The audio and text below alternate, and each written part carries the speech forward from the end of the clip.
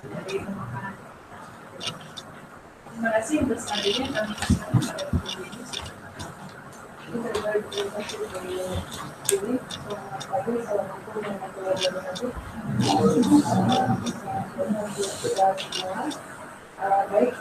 pagi hari ini kita pertama-tama saya sampaikan juga terima kasih kepada Bapak Andiono yang telah berkenan hadir pada pagi hari ini untuk menyampaikan berbagai pengalaman terkait dengan riset yang telah dilakukan dan capaiannya. Pagi ini kita akan membahas atau mendiskusikan atau berbagi pengalaman terkait bagaimana membuat sebuah roadmap penelitian yang baik dan efektif sehingga bisa menghasilkan produk-produk yang bisa bermanfaat bagi masyarakat. Pertama kali akan saya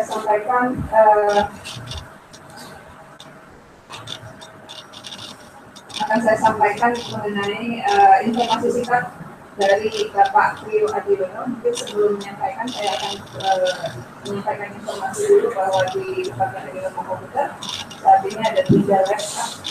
Jadi ada lab Computational Intelligence and Optimization, Riset di sini sebagai kepala labnya. Kemudian ada lab lagi CSM, Computer System and Networking,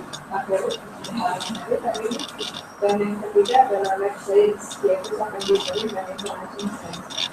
Science saya sendiri dari lab bio di dalamnya bidang computation. Baik, selanjutnya akan saya bacakan informasi singkat mengenai Bapak Andiono, STMT PhD. Beliau adalah peneliti dari gelar akademis beliau S1 dari Electrical Engineering IPB, kemudian magisternya dari Electrical Engineering IPB juga, kemudian doktoralnya dari Electrical and Electronic Engineering dari Komersialisasi Hasil Penelitian. Bidang risetnya wireless communication (WSP), FGD, smart card, dan beberapa prestasi yang sudah diraih yaitu menghasilkan beberapa publikasi yang diterbitkan di jurnal internasional yaitu Indeks Fokus. Berikutnya adalah penghargaan Satya Wacana Karya dari Presiden ke-6 Indonesia atas prestasi menyatakan dalam menciptakan sistem telekomunikasi broadband dengan kandungan lokal lebih dari 60%.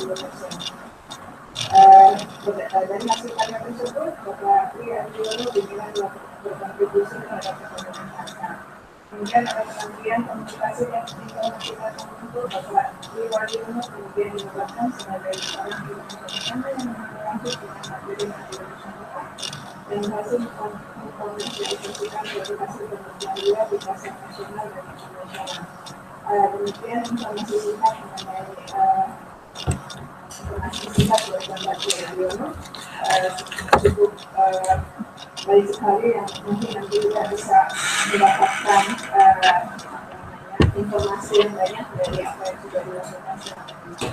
Baik, untuk mempersingkat waktu, saya akan mulai pertama dari pemaparan narasumber, kemudian nanti akan dilanjutkan dengan forum discussion, tanya jawab, kemudian akan ditutup mungkin dengan kesimpulan. Baik, kepada Bapak Andiono, silakan. Assalamualaikum warahmatullahi wabarakatuh. Terima kasih atas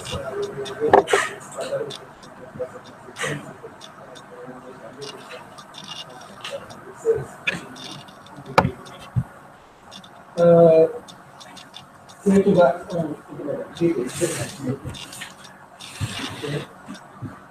judul saya di sini dimintakan untuk masalah roadmap dan komersialisasi. Mungkin tidak terlalu berstruktur dalam pemaparan saya karena biasa ini dan kita mungkin banyak diskusi lagi. Dan pertama untuk masalah roadmap sendiri, ya roadmap memang kita butuhkan dalam kita menentukan riset kita. Jadi roadmap ini sebenarnya yang menyatukan antara teknologi apa yang kita kembangkan, ya, dan bisnis apa yang akan kita create dengan teknologi tersebut. Ya. Karena ada satu definisi yang mengatakan bahwa hasil riset kita itu belum disebut sebagai sebuah inovasi kalau dia belum sampai menjadi sebuah bisnis ataupun bermanfaat bagi masyarakat. Bisnis yang saya maksud di sini bukan berarti kita virtual saja ya, tapi ada suatu proses di mana itu memberikan nilai tambah kepada masyarakat. Sebagai contoh seperti Google, di awalnya kita lihat itu bukan bisnis, karena dia ngasih free untuk kita searching. Ya, ternyata di kemudian hari itu menjadi suatu bisnis, yang mana itu bisnis prosesnya sudah sangat berubah saat ini. Sama seperti Gojek, ya, merupakan suatu inovasi. Kita lihat itu hanya aplikasi yang membantu orang untuk berpindah dari suatu tempat ke tempat lain, dan tukang Gojek itu juga nggak pernah nyetor uang ke si Gojeknya, malah dia dapat uang dari Gojeknya. Gitu. Jadi yang disebut dengan bisnis saat ini memang sudah sangat kompetitif. Kalau dulu orang menyerahkan barang, menyerahkan jasa, kemudian dapat uang. Kalau sekarang bisa jadi kita ngasih barang ke orang, tapi ternyata orang itu ngasih ke kita, gitu ya. Tapi dari kita dapat uang dari tempat yang lain lagi. Nah ini semacam bisnis model yang perlu dipikirkan, ya, yang harus diintegrasi dengan teknologi yang kita buat. Kemudian roadmap yang kita perlukan sebagai suatu strategi planning. Ya. Strategi planning artinya dengan roadmap itu kita harus konsisten dengan roadmap yang kita buat, dan kita harus bisa mengantisipasi apa yang akan terjadi di masa datang. Karena kita tahu saat ini itu banyak sekali teknologi yang tersebut dengan disruptive teknologi. Ya. Kita sudah buat teknologi tersebut, ya, suatu saat misalnya sudah tidak zamannya lagi, ya. Sebagai contoh mungkin misalnya pembayaran, pembelanjaan, kalau ya sebagai taksi lah, ya, taksi kita lihat model bisnis taksi sekarang sudah mulai hilang karena orang semua sudah pakai Uber seperti itu, Grab atau segala macam, di mana perusahaan sudah tidak diperlukan lagi di sini. Dan ini sebagai contoh sebagai disruptive teknologi. Kemudian kita perlukan untuk potensi bisnis kita. Bagaimanapun juga riset harus dimulai dengan bisnisnya, ya. Dan kita membuat roadmap ini untuk mengeksplorasi ke arah mana kita akan mengembangkan teknologi tersebut. Kemudian roadmap juga menggambarkan hubungan kerjasama. Saya yakin di sini tadi sudah disebutkan ada banyak divisi, ya, ada working, ada software programming, segala macam. Ya. Dan kita tahu bahwa satu produk itu, ya, tidak mungkin hanya memerlukan hanya satu kompetensi. Satu produk akan memerlukan banyak kompetensi, dan kompetensi itu berhubungannya dengan roadmap. Di roadmap itu menggambarkan bagaimana networking antara divisi-divisi yang ada. Kita tahu bahkan untuk satu produk itu diperlukan ribuan paten. Makanya sekarang cenderung orang ada suatu teori baru, apa yang disebut dengan open innovation. Apa yang disebut dengan open innovation? Jadi kita membuat satu produk baru dengan menggunakan lebih dari dengan sejumlah paten yang di-share di antara peneliti. Misalnya ibu-ibu di berbuat, dia bisa di-share algoritma yang kita buat, kemudian teman-teman yang bisa di-share dari yang kita buat, sehingga menjadi satu produk baru. Jadi tidak perlu berinovasi, kita studi berdasarkan di situ menjadi inovasi. Bahkan mungkin diintegrasi dengan produk lain, misalnya di sini ada istilah diganggu farmaka. Di sini bukan suatu inovasi aplikasi tersebut, tapi ketika diintegrasi dengan bidang lain, jadi bisa inovasi. Kemudian di roadmap juga kita melakukan gap analysis, jadi kita di situ explore gap di antara market dengan kompetensi yang kita miliki saat ini. Bisa jadi sebenarnya kita belum memiliki kompetensi itu. Sebagai contoh, saya pernah memulai penelitian di bidang UMS yang tahun 2000.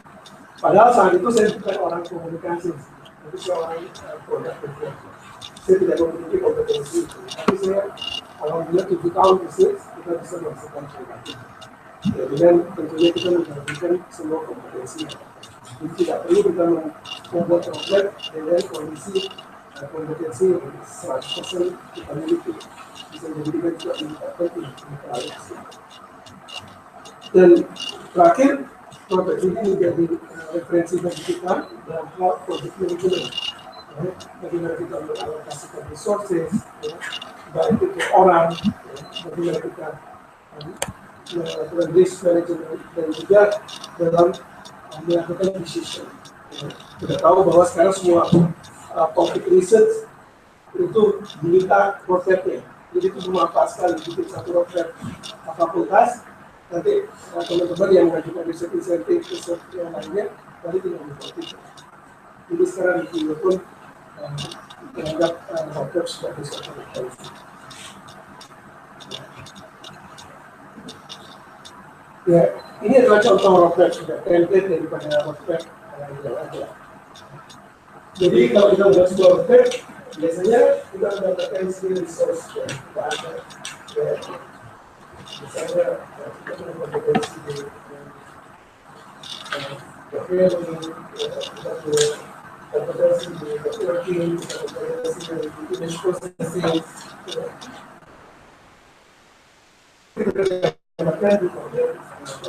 Kita buat bisa riset apa saja program yang kita lakukan. Kita ada riset di image processing untuk menganalisis orang bisa berprobe, bisa ada face recognition, dari segi audio analisis. Kemudian di sini kita hubungkan dari riset ini program ini dari satu teknologi, jadi satu teknologi. Misalnya di sini teknologi untuk translasi teks dari teks ke suara misalnya, atau sebaliknya. Jadi dari satu teknologi yang akan kita kembangkan. Di sini juga ada evolusi, misalnya translasi teks, jadi mungkin bisa online, terakhir bisa real time. Jadi kita nah, terakhir kita membuat suatu program. Bisa jadi tadi software itu sudah dikemas menjadi satu program yang sudah terintegrasi menjadi sebuah mesin. Nah, ini jadi sebuah produk yang kemudian terakhir kita buat market segment. Contoh tadi yang translasi itu setahu saya marketnya ada di itu bisa dijual ke hukum departemen hukum ya, untuk dia untuk mencatat apa yang terjadi di pemeriksaan menjadi teks otomatis, jadi tidak suara dokumentasinya tapi teks. Nah itu jadi market. Nah ini bentuk umum dari roadmap.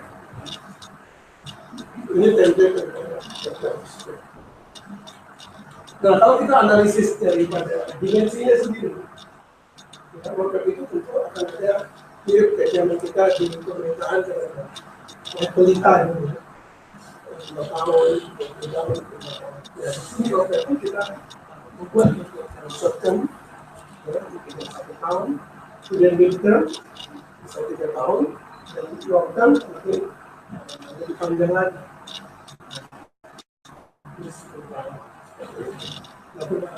Bisa membuat roadmap ini menggambarkan time frame yang kita lakukan. Short term artinya kita menjawab pertanyaan-pertanyaan apa yang akan kita actionkan. Ya. Ini sudah sangat praktis sekali, operational. Ya. Dalam waktu tempo misalnya 1 tahun, apa yang kita akan jual, apa yang kita akan menggunakan, materialnya apa yang kita beli. Ya. Tapi dalam militer kita tidak bicara operasional. Ya. Bisa jadi kita bicara produk apa yang kita jual, market apa yang kita jual, konsep dan kemudian costnya. Tapi dalam broadband, ya, kita bicara dalam skop yang lebih luas lagi. Teknologi apa yang akan kita kembali. Ya. Jadi secara waktu, ya, broadband ini juga memiliki skala-skala yang patut kita perhatikan. Kemudian evolusi teknologi, nah ini juga kita perlu antisipatif di sini. Jangan sampai kita mengambil suatu topik, tapi umurnya pendek sekali. Ya. Kita harus pintar-pintar dari topik juga. Kita tahu bahwa ada kurva S yang sebuah teknologi. Nah, kita harus memposisikan apakah kita dalam posisi emerging teknologi. Ya, artinya teknologi itu baru sekali, belum banyak yang melakukan di situ. Ya. Apakah kita masuk di phase, di bisa berkembang sekali, atau kita sudah terakhir, ya, sudah sangat kurang. Ya. Nah, apa yang kami lakukan biasanya di pengalaman kami, kita sebenarnya membagi saja. Ya. Jadi ada teman-teman yang kerja di overview, ya, kemudian ada phasing lagi, kemudian ada juga yang karena yang dijadiin program penelitian di kita pun sebenarnya saat ini kalau saya lihat budget-budget riset yang besar itu ada riset inovasi ya. Misalnya inovasi universiti, mereka mempersyaratkan TFL 89, jadi teknologinya sudah harus dipakai oleh masyarakat. Mau nggak mau kita ini teknologinya sudah di sini ya. Saya ada, tapi hati-hati di sini kemudian pendek. Itu jarang seperti ini. Saya pernah menggunakan WiMAX. Ketika produk saya berhasil, sudah ada lagi LTE. Sekarang begitu saya sudah mau berhasil, ada lagi 5G. Itu kerjanya di sini terus gitu. Tapi ya mau nggak mau ini saya lakukan karena demandnya nggak ada di sini.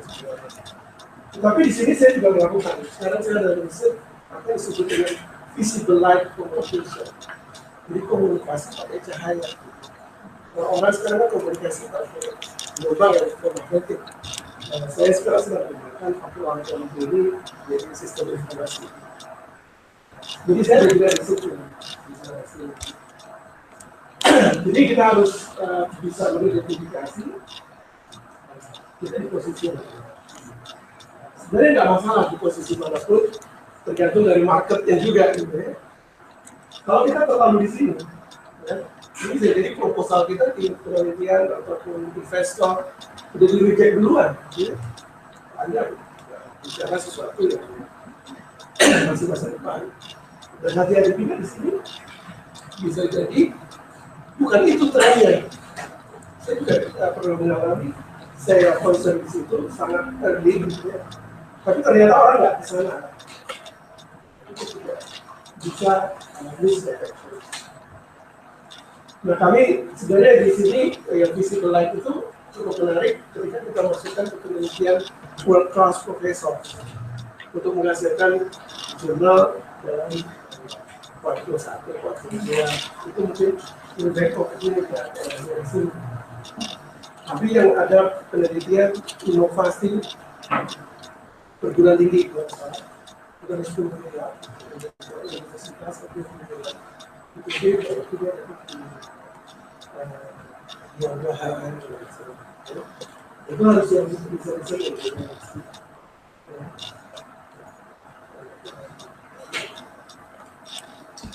nah proses dalam kita membuat program itu seperti apa dan sebenarnya apa program ini. Program itu bukan suatu tujuan. Program itu adalah intermediate proses kita. Ya. Sebenarnya ujungnya di project proposal. Jadi di awal kita melakukan information technique, ya, baik itu market information, product market analysis. Ini tool ya. Kita melakukan analisis di sisi hilirisasi ini. Ya. Tapi kita juga melakukan identifikasi dari segi teknologinya. Sekarang teknologi apa yang sedang dikembangkan? Apakah teknologi developer, apakah visible, apakah possible, gitu ya. Dan ini kita lakukan analisis dari segi teknologi. Kemudian kita akses teknologi. Teknologi akses. Nah, pertemuan dari kedua ini yang kita kompilasi menjadi roadmap. Jadi dari demand, dari segi teknologi push-nya, kita kompilasi menjadi sebuah roadmap. Nah, dari roadmap ini baru kita buat milestone dan target. Oke, tahun ini kita target ini. 3 tahun ini kita target ini. Dan 10 tahun kita target ini. Nah, terakhir baru kita buat project proposal. Jadi sebenarnya roadmap itu adalah bagian daripada tujuan akhir kita untuk project proposal. Nah, ini tergantung orangnya. Kita mau buat project proposal 100 jutaan, 120 jutaan, atau 1 miliar, atau 10 miliar, atau bahkan 100 miliar. Tadi kan saya sebut kita diskusi tadi, Pak, kalau kita bikin gedung gitu kan, itu kita sudah bicara 100 sampai 200 miliar. Gedung dengan isinya, itu targetnya udah. Tapi kalau kita bicara di 1 miliar ke bawah, mungkin itu targetnya nanti masuk ke proposal dikti gitu. Nah, ini sebenarnya kan yang membuat negara kan free ya. Masalah itu diterima, itu kalau saya sih di awal bikin 10 proposal, saya terima 1, 2, dan ada kalau kita bikin 20 kan jadi hati itu. Jadi bikin saja proposal.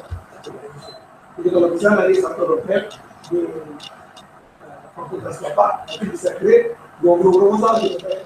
50 proposal, semua masuk ke dikti, tahun ini fakultas bisa dapat.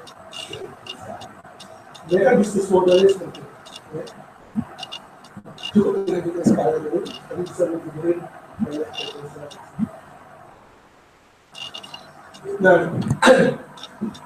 pada intinya setelah kita melakukan itu kan ada dua pendekatan, apakah marketing atau teknologi. Ya. Nah ini saya sebenarnya ada pernah mengalami dua-duanya. Ketika yang tadi 4G, ketika 4G waktu itu kita masih 3G. Saya mendapat dana pemerintah waktu itu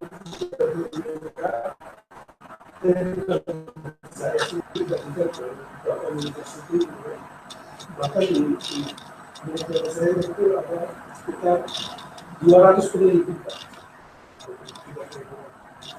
Jadi kita pakai pendekatan teknologi itu, karena belum ada di dunia pun alat yang saya beli waktu itu hanya nomor 6 di dunia sebenarnya. Nah, ternyata risikonya cukup banyak. Risikonya kalau kita bicara investasi, ya, di sini ada teknologi yang berisiko. Ternyata orang tidak memakai teknologi itu. Waktu itu saya sudah invest gitu, dia berbuat saya, kita dengan swasta, jadi kita berkembang itu ada investasi swasta, bahkan diikuti mungkin, karena semua lagi pemerintah memakai teknologi lain, dan itu kebijakan pemerintah, apa business decision, ada business decision, ada regulation decision. Jadi ada teknologi risk. Terus yang kedua, ada risiko kita harus melakukan customer education. Bisa jadi apa yang kita expect, marketnya belum ada. Ya. Kayak misalnya, saya sekarang membuat smart card. Sekarang mahasiswa belanja tidak pakai smart card. Saya mau introduce smart card. Ngapain pakai smart card? Udah saya pakai cash, udah pilih yang betul. Kita harus melakukan pakai smart card itu lebih mudah loh. Artinya ada effort untuk marketing kan? Ya. Ada effort untuk marketing, ada effort risiko di situ ternyata model begitu tuh orang nggak pakai. Ternyata untuk antisipasi orang nggak akan Selasa. Jadi effort kita kan lebih panjang dari push itu. Jadi kita juga harus memakai, kita harus apa namanya, yang kampanye kan ada biaya-biaya seperti itu. Yang harus kita lakukan sampai produk itu dipakai. Tapi kalau bahan betul, misalnya sekarang orang pakai deterjen yang kecil, kita cuci deterjen. Pasti tidak akan perlu iklan deterjen kalau tahu bau itu. Saya pilih soda, pilih bapak kan. Lebih enak, kita cuma buat barang, fokus dibuat barang, ya kan? Tapi masalahnya juga banyak. Saya melakukan itu waktu itu setelah saya bikin 4G, ternyata ada masalah dengan teknologi pun. Saya belum terbangun. Kita bikin SIM card, itu di Indonesia ternyata SIM card itu konsumsi saya buatlah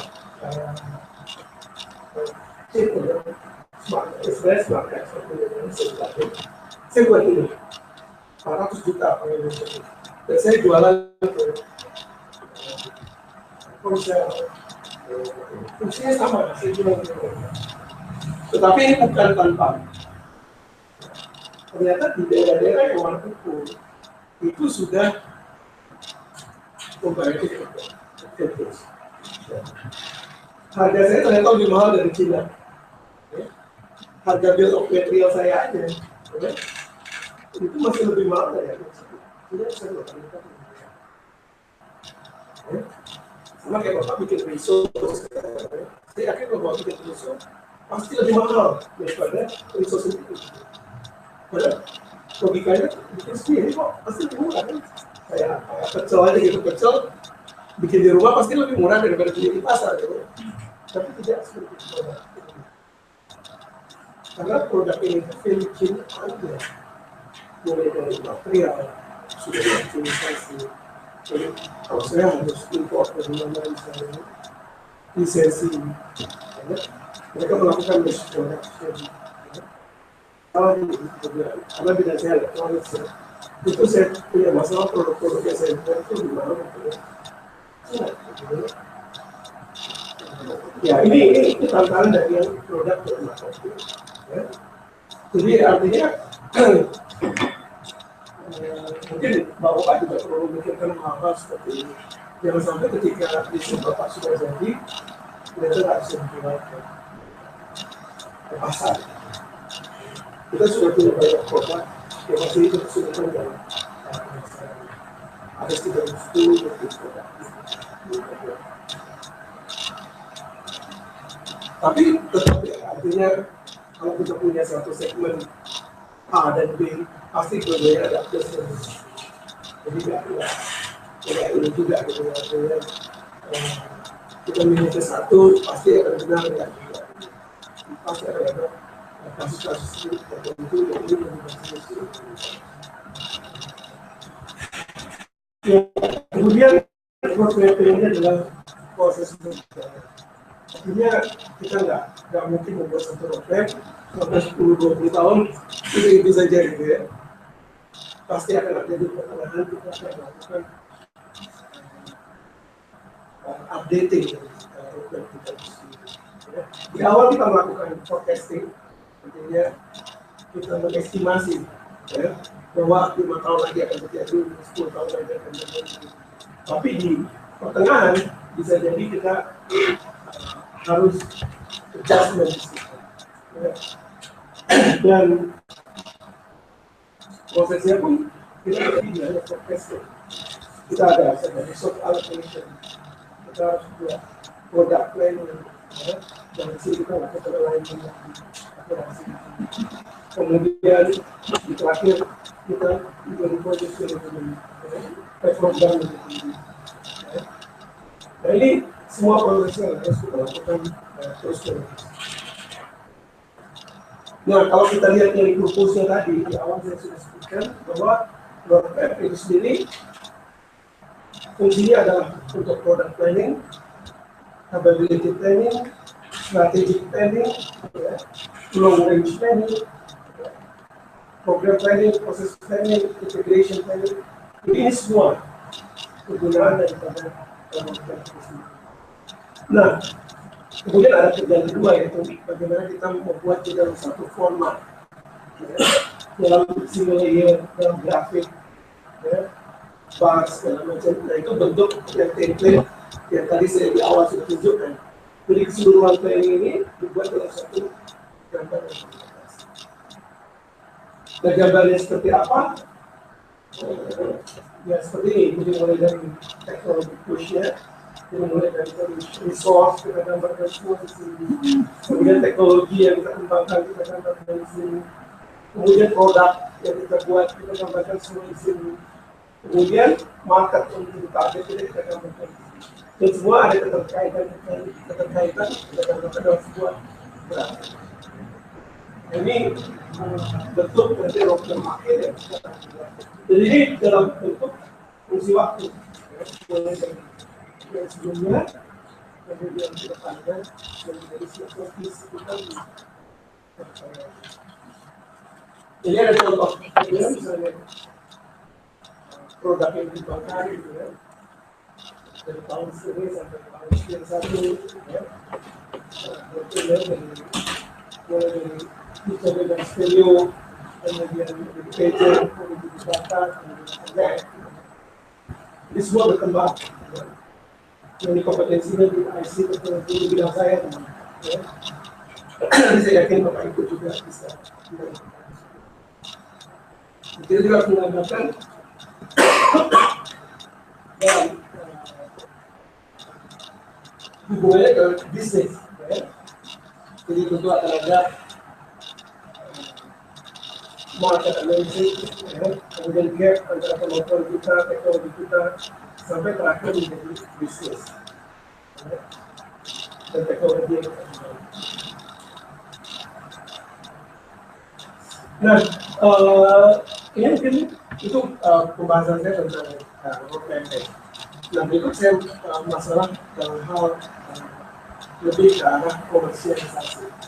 Ya. Jadi saya ingin membahas di sini bagaimana evolusi daripada lembaga riset. Tidak terlepas kita itu sebenarnya merupakan bagian daripada riset yang kita lakukan baik secara individu maupun di fakultas maupun di pusat riset, bahkan kita nanti bagian daripada developer. Tapi itu tidak semua harus kita lakukan sendiri. Ya. Jadi riset-riset itu sendiri sebenarnya ada tahapnya. Jadi mulai dari scientific invention yang kita lakukan di riset dasar, kemudian kita melakukan engineering, ya, kita membuat sebuah produk engineering. Dan setelah itu kita perlu capability juga entrepreneurship. Ya. Makanya kalau di universitas pun sekarang kan kalau ITB arahnya ke entrepreneur university. Itu dianggap tahapan ketiga. Pertama education, teaching and education, kemudian research university, dan terakhir entrepreneur university. Ya. Nah, kemudian setelah entrepreneurship kita masuk ke manajemen, kemudian kita butuh juga recognize dari sosial, ya. Kemudian baru kita masuk ke komersialisasi. Nah, kita harus melalui tahapan ini. Tapi tidak harus ini semua kita lakukan secara bisa jadi dulu kita melakukan bersama, mengadopsi teknologi yang ada, ya, bekerja sama dalam entrepreneurship-nya, ya, tidak sendiri melakukan. Ini kita bisa lakukan, kita kerjasama di teknopark, ya. Nah ini yang perlu kita lakukan dan perlu juga investor itu modal ventura sehingga produk itu menjadi sukses di masyarakat. Nah ini sebenarnya kalau kita kembali ke kita kan orang bukti ya, nah, kembali ke pemetaan daripada bukti sendiri, bukti sudah melakukan hal seperti itu sekarang. Ya. Jadi ada riset yang disebut dengan lembaga riset akademik, ya. Ada yang lembaga riset yang inovatif, kemudian ada pusat unggulan kita. Yang terakhir ada program Sains dan Teknologi Kampus. Ini kalau kita lihat di dikti, ini dibagi atas dirjen-dirjen yang berbeda. Ya. Ini kalau nggak salah di Dirjen Inovasi dan Riset Pak University. Ini ada di sini ada program riset yang jumlahnya 100 sampai 300 juta. Ya. Kemudian di sini juga ada yang sudah TRL yang besar, cuma yang aktif, penguatan inovasi di antara ini. Itu riset yang 10 miliar dan 20 miliar. Kemudian untuk lembaganya sendiri, di sini yang PUI, ini 1 miliar. Kemudian ada juga di lembaga itu membangun SPP. Jadi sebenarnya arahnya itu seperti ini. Jadi bisa ini nanti yang akademik, ya, jika ini di sudut pandang yang dijaga, yang 20 juta sampai 120 yang kayak hibah kompetensi gitu. Nanti kalau udah naik tingkat masuk ke sini, naik tingkat lagi masuk ke sini. Ini arahan research.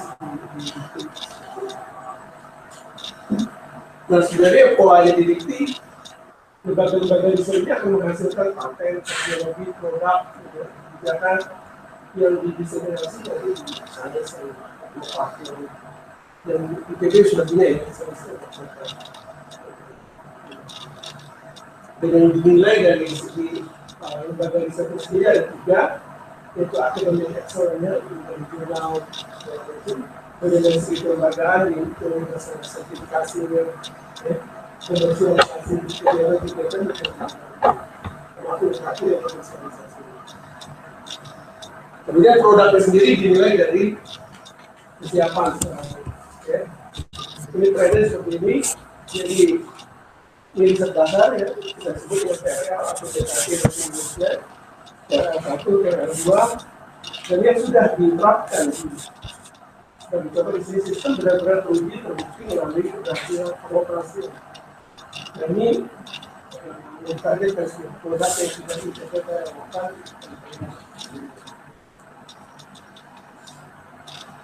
Masih ada waktu. Ya, jadi riset kita pun kita lakukan secara bertahap seperti ini. Ya.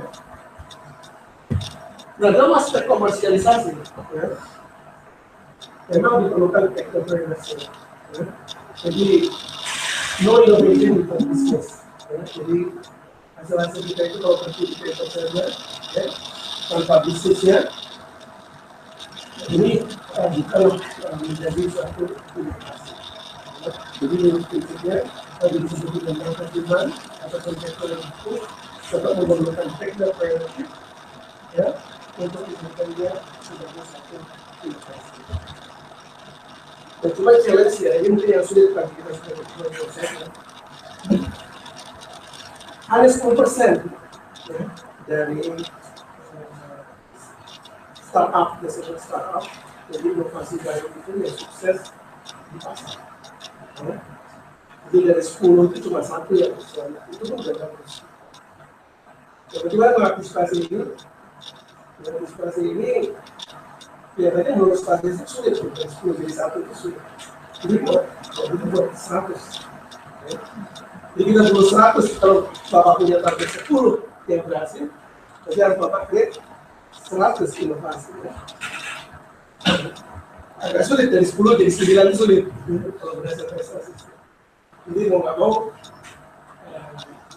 inovasinya yang pertama. Nah, kesulitan kita lagi di challenge di Indonesia itu tidak memiliki ekosistem. Ya? Mungkin di sini agak mudah, tapi saya nggak tahu kasusnya mungkin kayak orang biotek gitu ya. Mungkin dia perlu alat untuk karakterisasi, alat pengujian, alat ini gitu ya. Di Indonesia itu nggak ada. Komputer saya itu lebih mudah, nggak tahu sih. Lebih mudah ekosistem. Jadi produk itu kan ada value chain, mulai dari kita bikin software, melanjutkan kita bikin testing, bikin produksi, terus itu masyarakat. mungkin filmnya kalau di menurut saya tapi saya Gojek ini investasinya sampai 1 triliun ya. Grab itu sampai 1 triliun investasi. Itu sesuai dengan apps. Tapi yang HP itu sebagai contoh budget yang diberikan itu lebih banyak Gojek kan lebih banyak uangnya bukan di software ya, tapi untuk e-commerce kan komersialisasinya, bentar iklannya kayak gitu ya, insentif. Nah tapi intinya kalau di Indonesia sebenarnya ekosistemnya masih agak untuk nge-create satu. Kalau kita misalnya Bapak punya keahlian di software engineering, untuk menjadi produk itu kalau di Indonesia kita harus melakukan sebuah sendiri. Artinya packaging produk, testing produk, itu semua kita lakukan sendiri. Nah ini mungkin ekosistem ini menjadi suatu problem di Indonesia. Mungkin ini kalau di software mungkin marketplace. Indonesia belum punya marketplace sendiri kan. Kalau kita punya apps kita harus masuk ke Google, masuk ke Store, hal seperti itu. Tapi ya bedanya mungkin lebih mudah. Kalau bilang saya kalau disuruh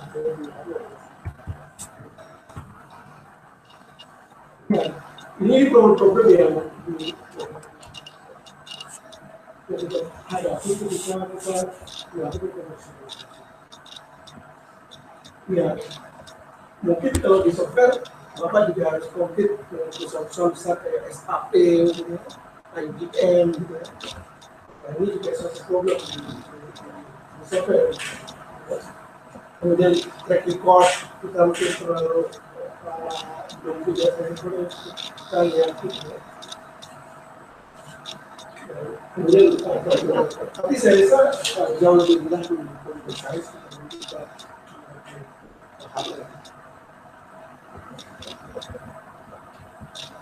ya, jadi bagaimana kita untuk menjadi yang satu di antara 10 tadi gitu ya memang itu perlu resiko tapi ya I guess kenapa yang kita sebut dengan ekosistem tadi sebenarnya kalau di bidang elektronik ya, itu mulai dari komponen kemudian dilatih menjadi produk harus dimanufaktur kemudian harus diintegrasikan dan sampai di market. Ini pemetaan ini perlu dilakukan dan kita lihat di Indonesia mana yang ada dan mana yang tidak. Tapi untuk sampai ke market itu merupakan suatu keharusan. Apapun produknya pasti ada value chain seperti ini. Harus kita identifikasi dulu.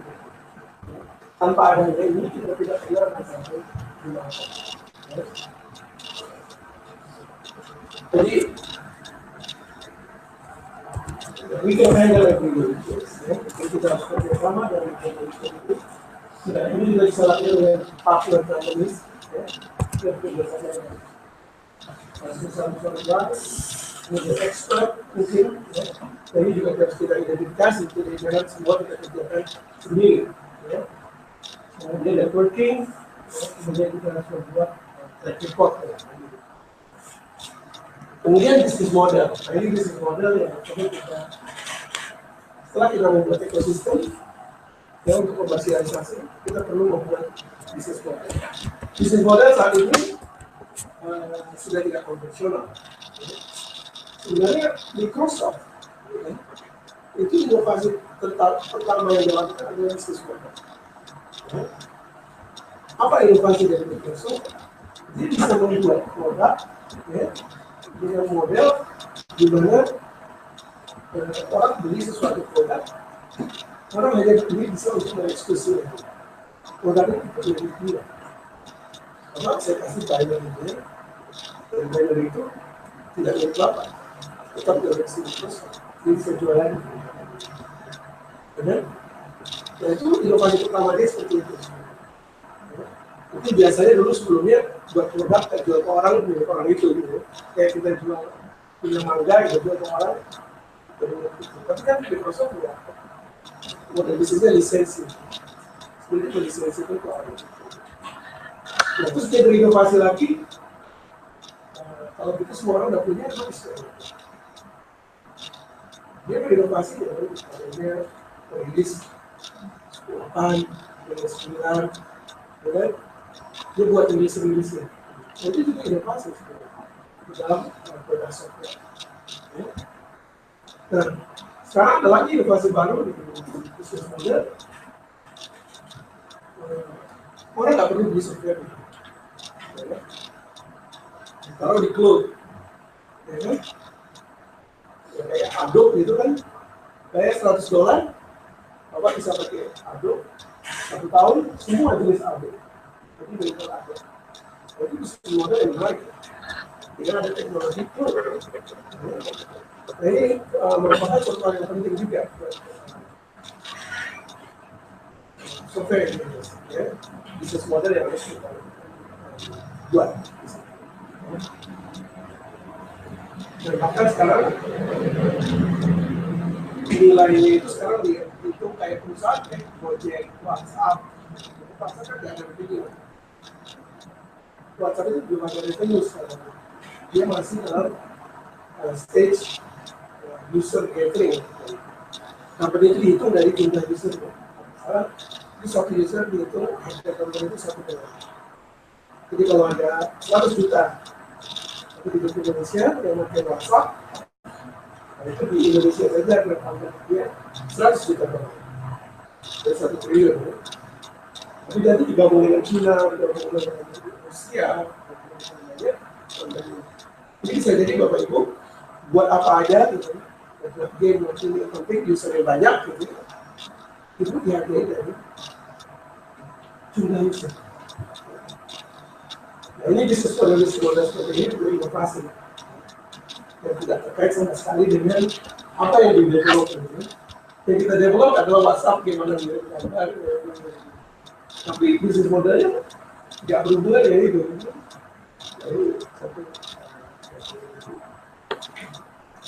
oke, itu dari bisnis model dari produk. Sekarang yang lebih ini sebenarnya lebih ke bagaimana actual kita mengekspor. Ini lebih ke pengalaman.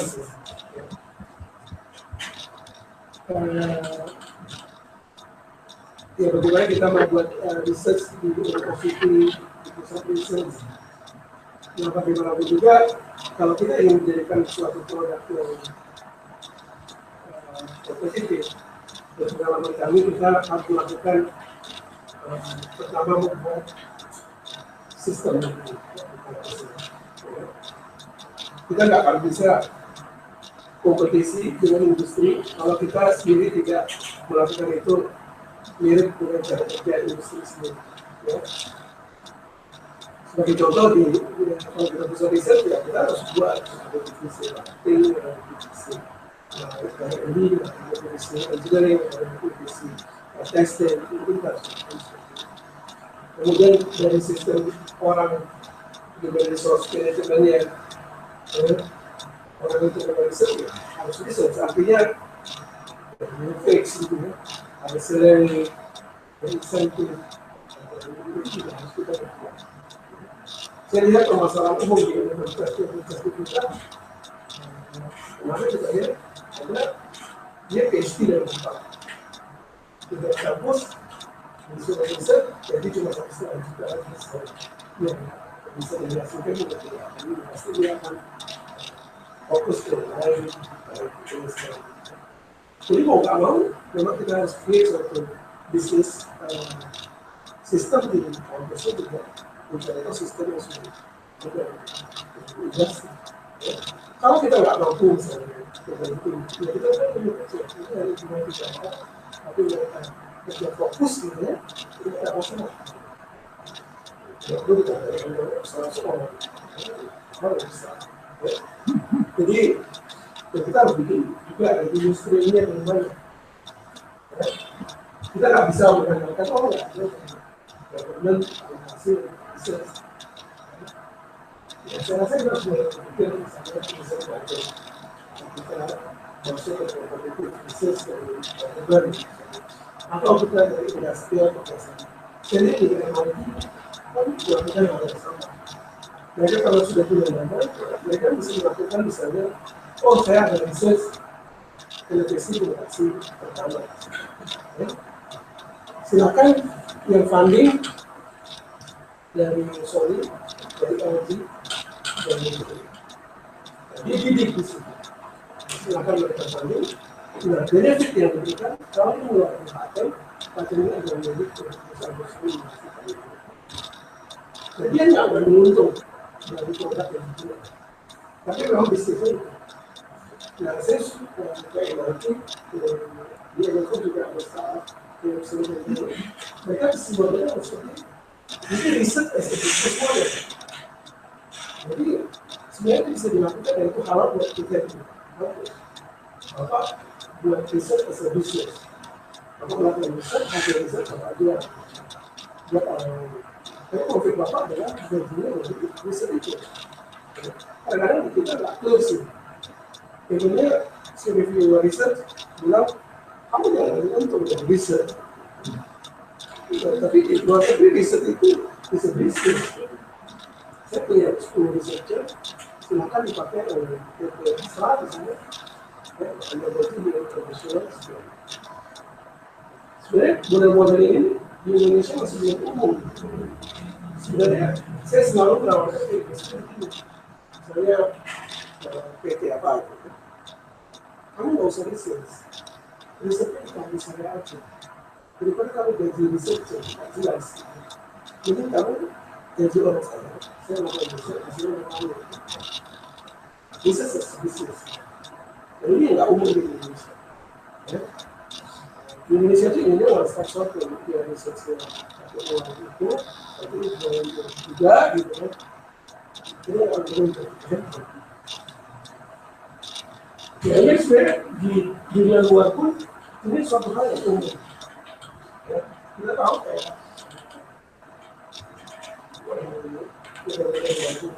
kan banyak perusahaan yang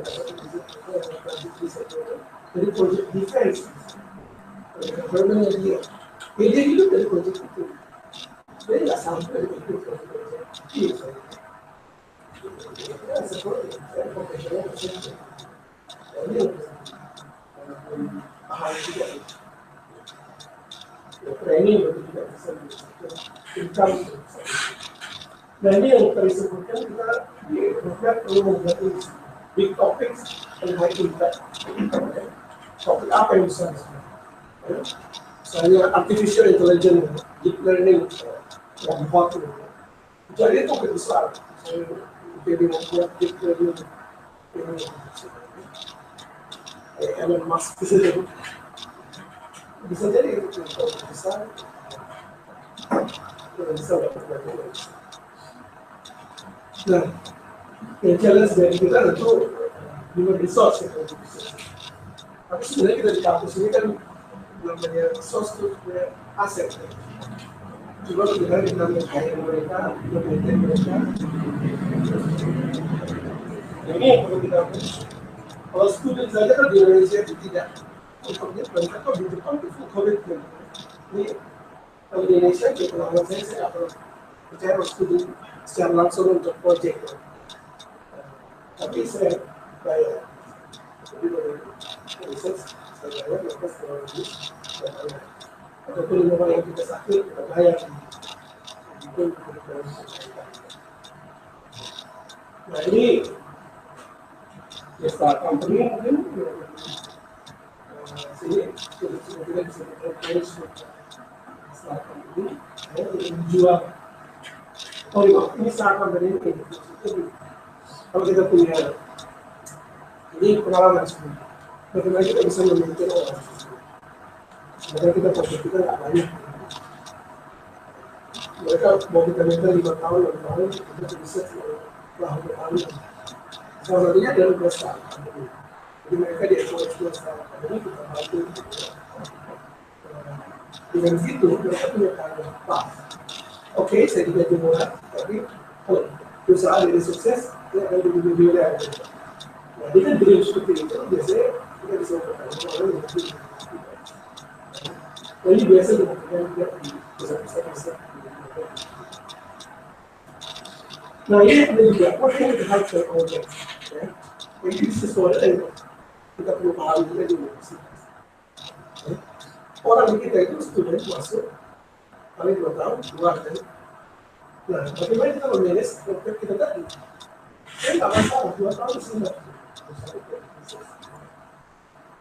Karena kita tiba-tiba baru membagi staging daripada riset itu. Oke, tahun ini kita bikin bagian, tahun ini kita bikin bagian, tahun ini kita testing studi ini. Nah, tapi perlu ada sedikit innovation itu, tidak masalah. Yang sekali, itu masalah dokumentasi. Bagaimana itu ketimbangan itu kita harus di studi itu lebih ke ya, cuma ya permasalahan kita di sini ya. School kita excuse dengan biaya. Biasanya kita kalau kita mahasiswa saat itu apa kita pergi universitas fail itu cost.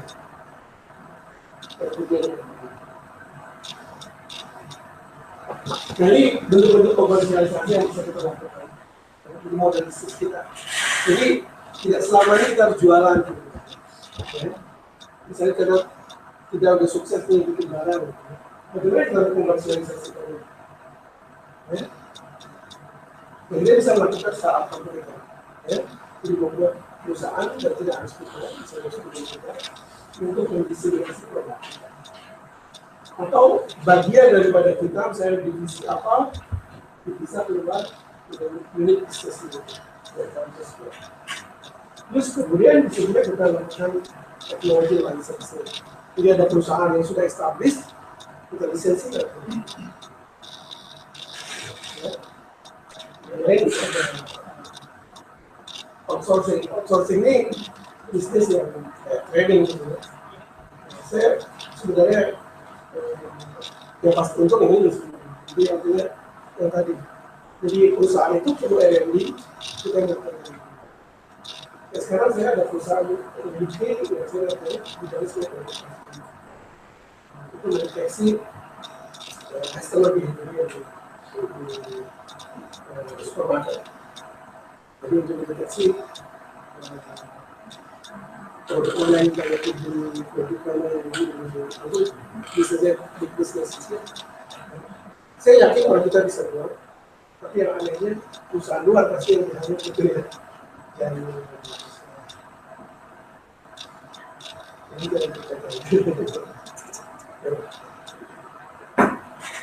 dari itu. Kemudian ya itu kita ya kemudian ya understanding the place. Nah ini saya sudah mengalami berkali-kali. Ya saya ada satu riset kedua beberapa riset itu skillnya bukan setahun 2 tahun, 7 tahun. Nah ini saya mengalami hal seperti ini. Ya, kita masih di investigation, development itu juga. Kemudian mulai masuk produk yang menjadi terusnya.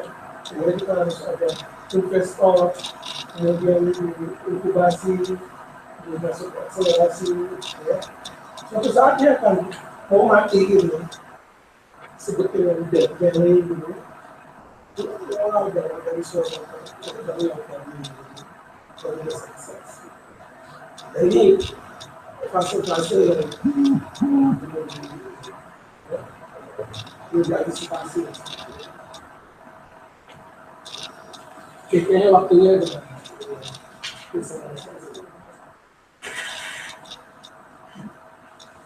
ya, jadi terkadang kita perlu exit strategi. Suatu produk kita itu tidak sesuai dengan kita sudah reflect. Apa yang harus kita lakukan? Kita harus exit di situ. Nah, kita harus memikirkan juga exit strategi yang barang-barang yang sudah kita lakukan di situ. Kita pikir target-target yang lain. Targetnya misalnya tadi yang post recognition atau translator, ternyata market itu nggak terbentuk, ya udah preset kita harus buat untuk apa? Atau kita punya harus 100 item, ya udah kita harus memikirkan produk-produk lain untuk menggunakan item-item ini. Tidak harus ya kita pakai. Nah, ini kita eksin, kita jual pecah-pecah. Ya, kadang-kadang kita punya. Ini contoh buat mereka dari vendor tadi. Sebagai contoh teknologi kita, kalau di bidang saya misalnya di teknologi IC testing, digital design, system design, kemudian R&D saya di wireless, di video, di security. Nah, kemudian produk yang dibuat apa? Nah, waktu itu saya membuat misalnya di impact compression, low cost terminal, marketnya apa? Mobile, wireless. Ini contoh. Nah, berdasarkan roadmap ini, apa yang harus dicapai? Kalau di bidang saya, yang harus sudah capai, kalau tidak ini compression kit, kemudian impact yang kita buat, kemudian itu telecommunication, kemudian cash register, ini produk-produk yang kita buat melalui roadmap ini. Dari 1996 sampai 2017, tetapi kita smart. Nah, ini kita buat dari tahun 2007 sampai 2012. Ya.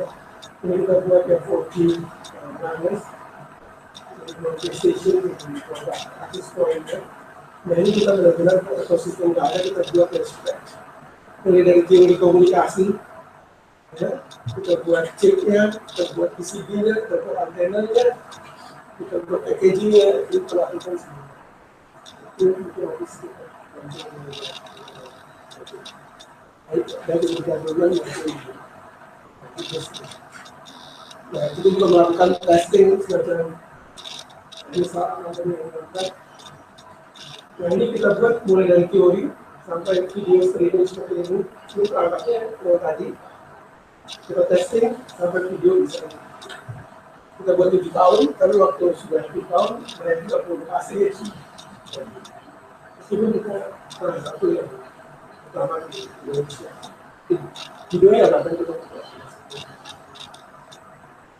ini produk kita yang baru kita buat smart card jadi kita juga yang buat smart card ini nah kita ternyata jualan smart card di Indonesia saya jualan susah akhirnya kita bikin semuanya kita bikin videonya tapi videonya juga saya jual gitu jadi videonya smart card yang masuk ini yang wireless dia langsung push ke cloud gitu ya terus orang pikir pakai handphone saya bikin lagi handphone itu apps kalau bikin kalau itu ada akhirnya oh jadi kayak gitu akhirnya semuanya dibuat juga dan ini kita kerjasama dengan Agustus makanya saya tidak mau di sini kalau berminat saya dengan kita kerjasama di Selasa IPB gitu kita bisa bantu dari sini jadi ya dari sebagainya untuk sini akhirnya sini ada trainer ID nasional ID sebelum mengecek bahwa dia betul atau tidak jadi saya ingin sebenarnya untuk bersama yang kita lakukan itu ini untuk absensi kita masuk ke itu sekali absensi kita buat alat itu nah, ini data analitik terus di sini lebih canggih ini saya buat hanya sampel saja sih ya. Jadi misalnya mahasiswa absen di kuliah itu kan perlu ada backend itu mahasiswa ini yang kuliah ini jam sekian siapa aja terus masuk ke ini berarti dia masuk kuliah di keluar ini berarti dia sudah selesai kuliah nah itu kan sistem komunikasinya belum lagi kalau dari jadwal kemudian berarti kan cukup kemudian dari sini kita bisa berfungsi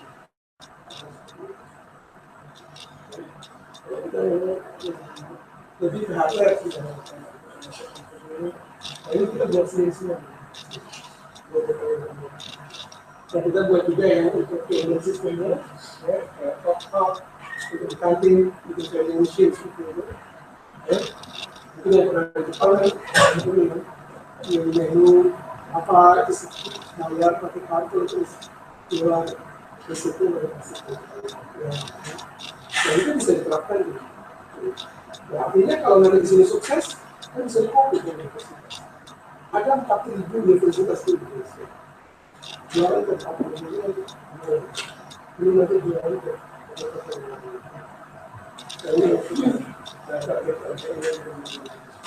yang bukannya nggak usah. Ya, suatu bagian itu nanti itu kan misalnya saya rasa program itu jauh lebih canggih.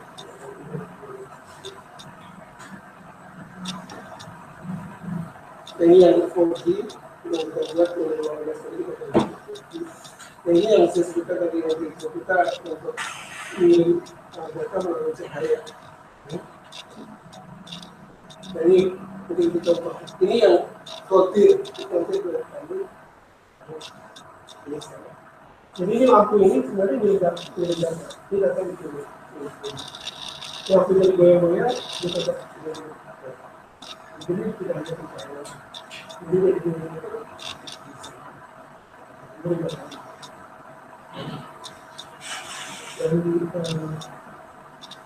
tidak sampai di situ, kita bisa buat manipulasi misalnya cahayanya nggak langsung sampai di sini, cahaya ke atas. Kita akan tutup kita sini. Jadi ini nanti lampu semua dibuka di atas. Kemudian kita juga eksperimen misalnya ada lampu lain, itu lagi tadi saya nggak satu. Ini tetap jalan itu boleh ini bisa dikoreksi. Ini yang advanced research. Ini juga yang smart home. Smart home ini juga bisa dikerjasamakan sama itu. Jadi kita buat device ini dengan wireless. Bisa kontrol pakai smartphone. Nah itu kan logiknya ini. Misalnya lampu, dia bisa mempelajari bahwa bapak ini kayaknya bangunnya jam 6 misalnya, tidurnya jam 10 malam. Berarti lampunya nggak perlu cetrek lagi, udah cetrek itu jadi dia tahu kebiasaan. Bapak ini pulang dulu GPS-nya dia di kampus ini, jadi sebelum dia ke kampus atau kita ini. Ini perlu deep learning untuk membuat smart home system ini. Nah kalau kami, karena kami elektro, kita fokusnya lebih ke device. Nah ini perlu kerjasama seperti komunikasi. Ya sebagai contoh ini kan lampunya bisa kita oleh pesawat seperti itu. Jadi ini kan dicocokkan dengan feeling kita. Karena itu kalau dari pagi kan kita matahari, karena terus lampunya itu kayak selalu berbulan yang kalau mau tidur kita harus punya kajian itu. Nah ini adalah usaha kami untuk komersialisasi. Ini kami betul juga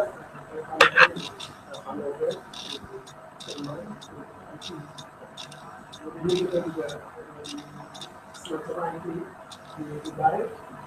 Ini kita di IT dulu di database. Ini kerjasama tadi di grafik ini.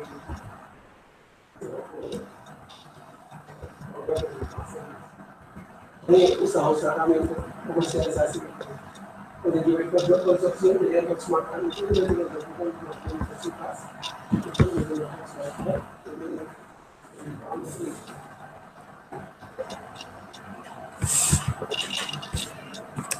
Ya, jadi mungkin itu dulu saya tentang komersialisasi dan sedikit cerita. Terima kasih. Oke, baik. Terima kasih Pak Andiono. Sudah dilakukan. Tadi saya melihat bahwa kunci dari suksesnya sebuah riset itu adalah aktivitas untuk menjadi bisnis sampai baik. Jadi bukan semata-mata memanfaatkan modal kompetensi saja. Jadi tidak mungkin harus punya kompetensi, asalkan kita bisa mendidik peluang bisnis yang bisa muncul, gitu. Itu kesempatan yang sangat baik. Nah, mungkin kita sebagai Indonesia agak kurang banyak gitu ya mempelajari masalah teknologi entrepreneurnya gitu ya. Jadi di situ memang kita harus banyak belajar baik membaca buku atau dari para pelaku bisnis lainnya gitu. Dan itu saya pikir memang sangat penting sekali dalam melakukan proses ini.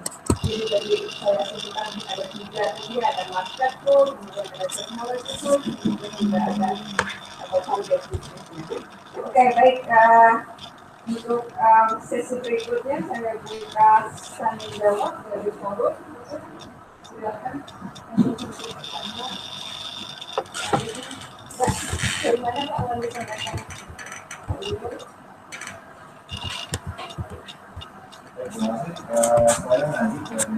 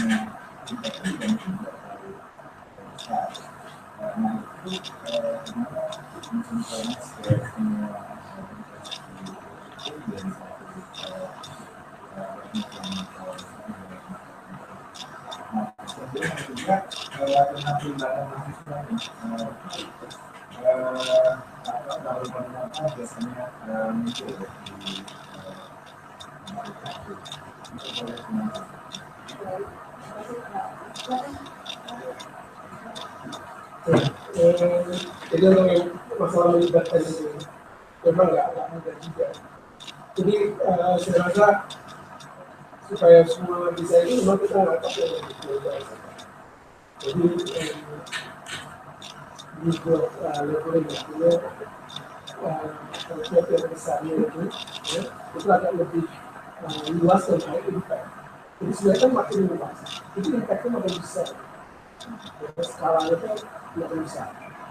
Misalnya kalau kita topik misalnya smart campus, akan sangat berbeda kalau kita buat misalnya aplikasi payment gitu.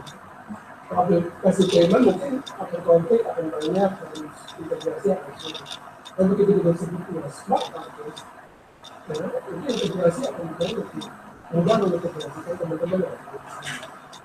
Nah, cuma memang bukan berarti kita harus membuat itu secara global, tetap kan di dalam itu ada yang disebut dengan priority yang strategik.